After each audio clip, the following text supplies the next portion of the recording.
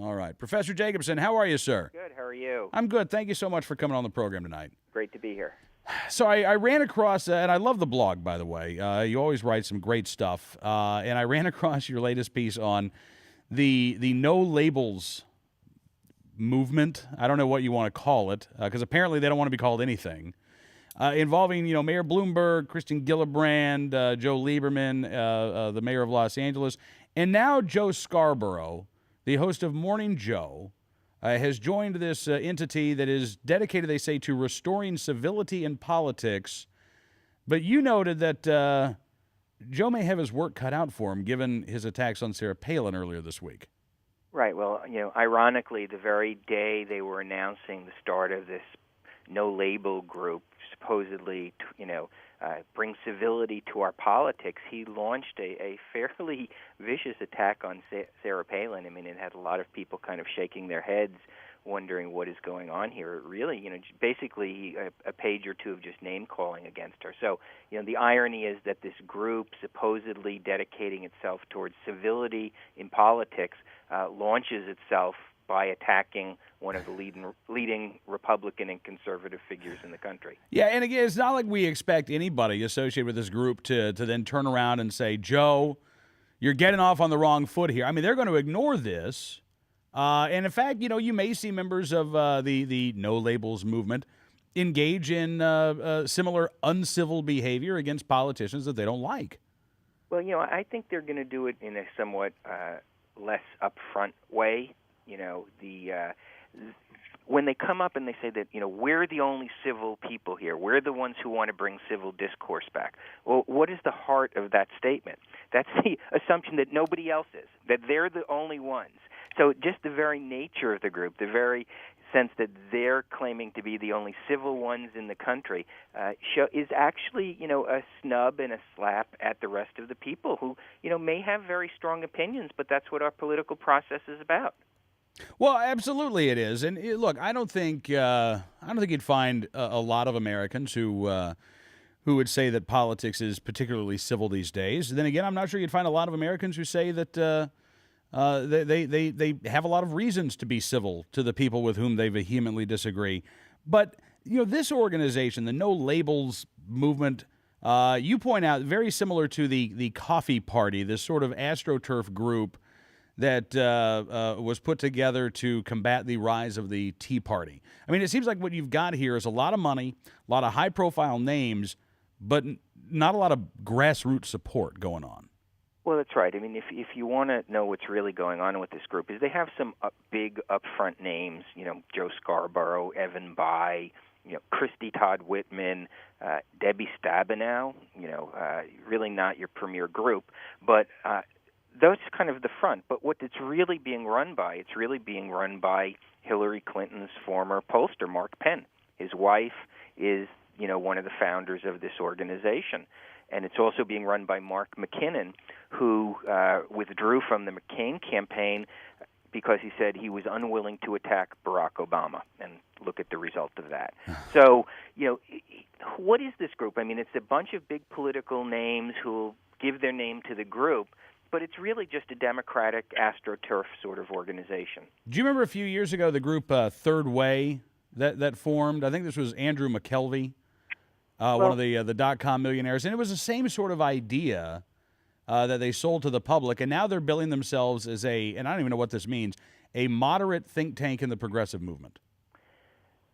Well, the progressive movement, I mean, a lot of people would not consider that moderate. Absolutely. And it's just another, I mean, you know what this is? This is simply a Washington insider movement meant to draw support or drain support, I should say, from, the rising conservative movement in the country and the rising Tea Party movement in the country. That's all this is. These are Washington insiders who are, seriously getting thrown out of office in this past electoral year. Some more will probably get thrown out in 2012. And this is just another one of those inside jobs to, distract attention.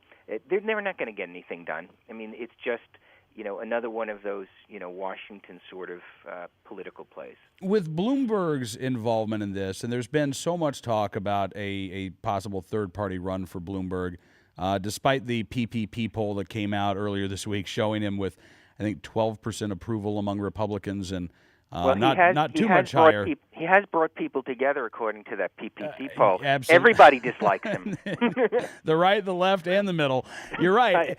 With his involvement, though, do you think that there's one of the end games for this is, well, let's try to position Bloomberg so that if it looks that a third-party run could have an impact in 2012, we've got a self-funded billionaire who can already step in and claim the moderate mantle?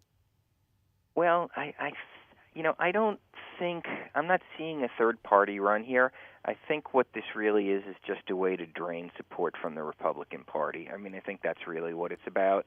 I don't see Bloomberg making a third party run. I mean, he certainly has the money to do it. That's not an issue. He could throw, $3 or $4 or $500 million in it, and it would be a rounding error almost for him. Yeah. So, but I don't see that happening. I just think this is, he has his own agenda, but I think really the Mark Penn and that group running this organization have a very different agenda, and I think that's to drain support from the Republican Party, from the conservative movement in the country. And how likely do you think it is that will happen as a result of this group?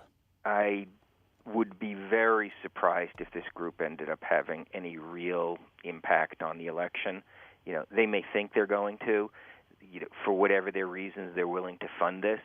I don't personally see this group taking much vote away from Republicans. Yeah. But from their point of view, if they can peel 5% of the so-called moderate Republicans, just get them to stay home, get them disgusted with the whole process, just say, it's not worth participating, that could be the difference in an election. So while I don't see their group independently gaining a lot of support, that's not to say they can't do some damage, much as a third-party candidate might do. Yeah.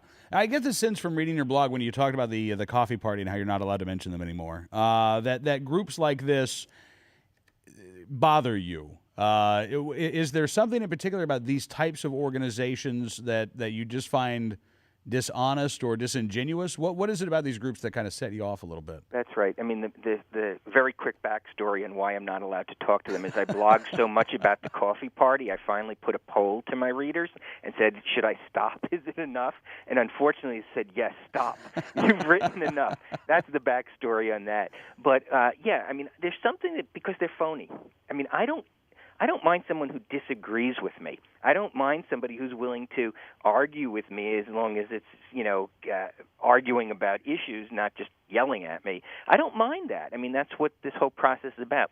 What I don't like are these phony groups who present themselves as having some special claim to civility or some special claim to being the centrist. And by doing that, they're essentially saying anybody who's not with them is, a bad person politically. So I don't like the phoniness. That's what I don't like. What's the best way to deal with a group like this? I mean, look, they've got the star power, they've got the money, but we've got the boots on the ground. Is mocking the appropriate response to a group like this?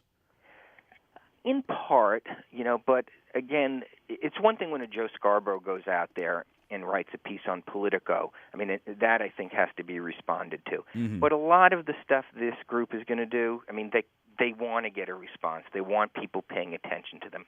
Nobody is going to care about them. These are, essentially, in many respects, failed political people.